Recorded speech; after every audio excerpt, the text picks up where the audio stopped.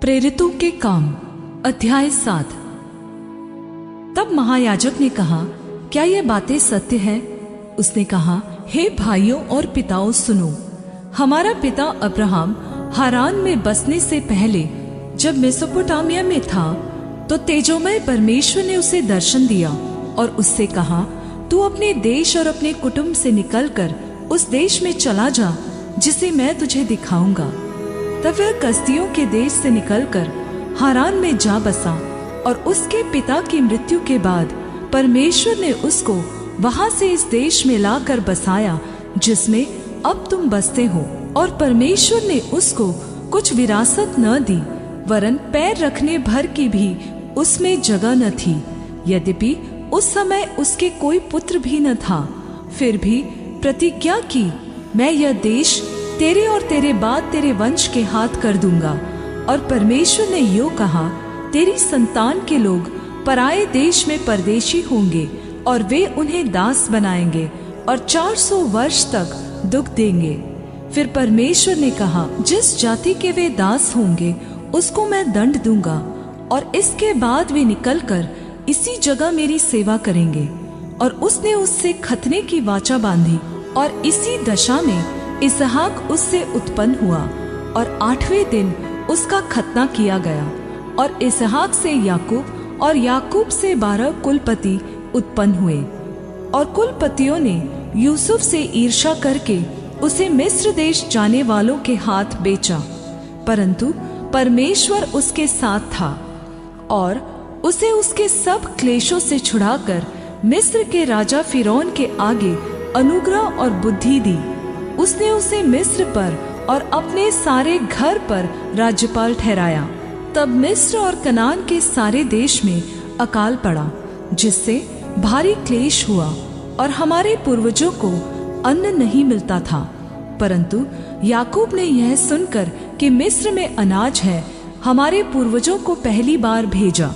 और दूसरी बार यूसुफ अपने भाइयों पर प्रकट हो गया और यूसुफ की जाति फिरौन को मालूम हो गई। तब यूसुफ ने अपने पिता याकूब और अपने सारे कुटुंब को, जो 75 व्यक्ति थे, बुला भेजा। तब याकूब मिस्र में गया और वहां वह और हमारे पूर्वज मर गए। उनके शव शेकेम में पहुंचाए जाकर उस कब्र में रखे गए जिसे अब्राहम ने चांदी देकर शेकेम में हमोर की संतान से मोल लिया था।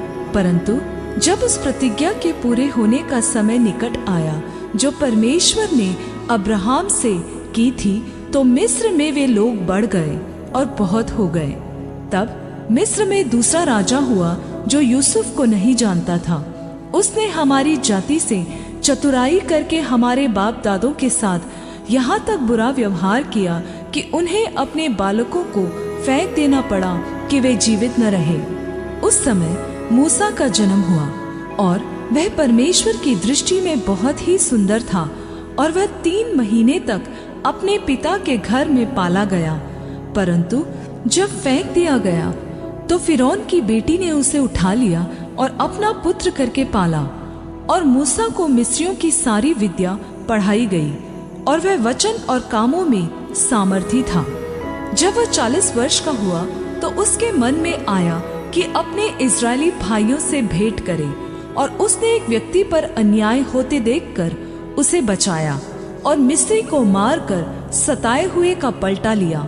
उसने सोचा कि उसके भाई समझेंगे कि परमेश्वर उसके हाथों से उनका उद्धार करेगा, परंतु उन्होंने न समझा।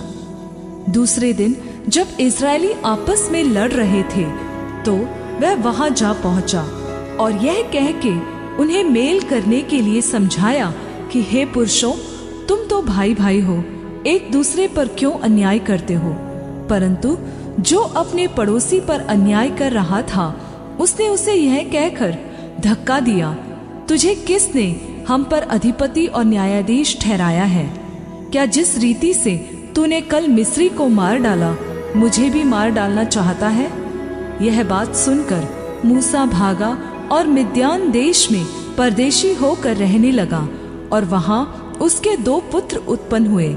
जब पूरे 40 वर्ष बीत गए तो एक स्वर्गदूत ने सीनै पहाड़ के जंगल में उसे जलती हुई झाड़ी की ज्वाला में दर्शन दिया। मूसा ने उस दर्शन को देखकर अचंभा किया और जब देखने के लिए पास गया तो प्रभु की यह वाणी सुनाई दी, मैं तेरे पूर्वज अब्राहम, इसहाक और याकूब का परमेश्वर हूँ। तब तो मूसा कांप उठा, यहाँ तक कि उसे देखने का साहस न रहा। तब प्रभु ने उससे कहा, अपने पांवों से जूती उतार ले, क्योंकि जिस जगह तू खड़ा है वह पवित्र भूमि है। मैंने सचमुच अपने लोगों की दुर्दशा को जो मिस्र में है देखी है, और उनकी आहें और उनका रोना सुन लिया है, इसलिए उन्हें छुड़ाने के लिए उतरा हूँ। अब आ, मैं तुझे मिस्र में भेजूंगा।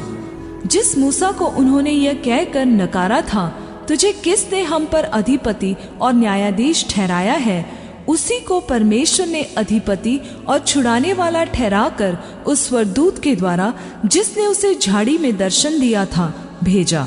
यही व्यक्ति मिस्र और लाल समुद्र और जंगल में 40 वर्ष तक अद्भुत काम और चिन्ह दिखा दिखाकर उन्हें निकाल लाया। यह वही मूसा है जिसने इस्राएलियों से कहा, परमेश्वर तुम्हारे भाइयों में से तुम्हारे लिए मेरे जैसा एक भविष्यद्वक्ता उठाएगा। यह वही है जिसने जंगल में मंडली के बीच उस स्वरदूत के साथ सीनै पहाड़ पर उससे बातें की और हमारे पूर्वजों के साथ था। उसी को जीवित वचन मिले कि हम तक पहुंचाए, परंतु हमारे पूर्वजों ने उसकी मानना न चाहा, वरन उसे ठुकरा कर अपने मन मिस्र की ओर फेरे। और हारून से कहा, हमारे लिए ऐसा देवता बना जो हमारे आगे आगे चले, क्योंकि यह मूसा जो हमें मिस्र देश से निकाल लाया, हम नहीं जानते उसे क्या हुआ। उन दिनों में उन्होंने एक बछड़ा बनाकर उसकी मूरत के आगे बलि चढ़ाया और अपने हाथों के कामों में मगन होने लगे। अतः परमेश्वर ने मुंह मोड़कर उन्हें छोड़ दिया कि आकाशगण पूजे, जैसा भविष्यद्वक्ताओं की पुस्तक में लिखा है, हे इज़राइल के घराने, क्या तुम जंगल में 40 वर्ष तक पशु बलि और अन्न बलि मुझ ही को चढ़ाते रहे? और तुम मोलेक के तंबू और रिफान देवता के तारे को लिए फिरते थे, अर्थात उन मूर्तियों को जिन्हें तुमने दंडवत करने के लिए बनाया था। अतः मैं तुम्हें बाबेल के परे ले जाकर बसाऊंगा। साक्षी का तंबू जंगल में हमारे पूर्वजों के बीच में था, जैसा उसने ठहराया, जिसने मूसा से कहा, जो आकार तूने देखा है उसके अनुसार इसे बना। उसी तंबू को हमारे पूर्वजों ने पूर्व काल से पाकर यहोशू के साथ यहाँ ले आए। जिस समय की उन्होंने उन अन्य जातियों पर अधिकार पाया जिन्हें परमेश्वर ने हमारे पूर्वजों के सामने से निकाल दिया, और वह दाऊद के समय तक रहा। उस पर परमेश्वर ने अनुग्रह किया। अतः उसने विनती की कि मैं याकूब के परमेश्वर के लिए निवास स्थान बनाऊं, परंतु सुलेमान ने उसके लिए घर बनाया, परंतु परम प्रधान हाथ के बनाए घरों में नहीं रहता। जैसा कि भविष्यद्वक्ता ने कहा, प्रभु कहता है, स्वर्ग मेरा सिंहासन और पृथ्वी मेरे पांव तले की चौकी है। मेरे लिए तुम किस प्रकार का घर बनाओगे, और मेरे विश्राम का कौन सा स्थान होगा? क्या ये सब वस्तुएं मेरे हाथ की बनाई नहीं? हे हठीले और मन और कान के खतना रहित लोगों, तुम सदा पवित्र आत्मा का विरोध करते हो। जैसा तुम्हारे पूर्वज करते थे, वैसे ही तुम भी करते हो। भविष्यद्वक्ताओं में से किसको तुम्हारे पूर्वजों ने नहीं सताया, और उन्होंने उस धर्मी के आगमन का पूर्व काल से संदेश देने वालों को मार डाला, और अब तुम भी उसके पकड़वाने वाले और मार डालने वाले हुए। तुमने स्वर्गदूतों के द्वारा ठहराई हुई व्यवस्था तो पाई, परंतु उसका पालन नहीं किया। ये बातें सुनकर वे क्रोधित हुए और उस पर दांत पीसने लगे। परंतु उसने पवित्र आत्मा से परिपूर्ण होकर स्वर्ग की ओर देखा और परमेश्वर की महिमा को और यीशु को परमेश्वर की दाहिनी ओर खड़ा देख कर कहा, देखो, मैं स्वर्ग को खुला हुआ और मनुष्य के पुत्र को परमेश्वर के दाहिनी ओर खड़ा हुआ देखता हूँ। तब उन्होंने बड़े शब्द से चिल्लाकर कान बंद कर लिए और एक चित होकर उस पर झपटे और उसे नगर के बाहर निकालकर पथराव करने लगे। और गवाहों ने अपने कपड़े शाऊल नामक एक जवान के पांव के पास उतार कर रखे और वे स्तिफनुस को पथराव करते रहे। और वह यह कहकर प्रार्थना करता रहा, हे प्रभु यीशु, मेरी आत्मा को ग्रहण कर। फिर घुटने टेक कर ऊंचे शब्द से पुकारा, हे प्रभु, यह पाप उन पर मत लगा। और यह कहकर सो गया।